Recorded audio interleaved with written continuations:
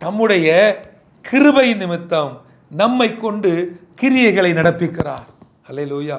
அவர் தன்னுடைய கிருபையை நமக்கு தருகிறார், நம் மூலமாய் கிரியைகளை வெளிப்படுத்துகிறார், நம் மூலமாய் கிரியைகளை விளங்க பண்ணுகிறார். இதன் ஊடாக அல்லது இதன் மூலமாக அவருடைய நாமத்தை இந்த உலகம் அறிந்து கொள்வதற்கு நம்மை ஒரு நடமாடும் சாட்சியாக, நம்மை ஒரு ஜீவனுள்ள சாட்சியாய் அவர் எடுத்து பயன்படுத்துகிறார்.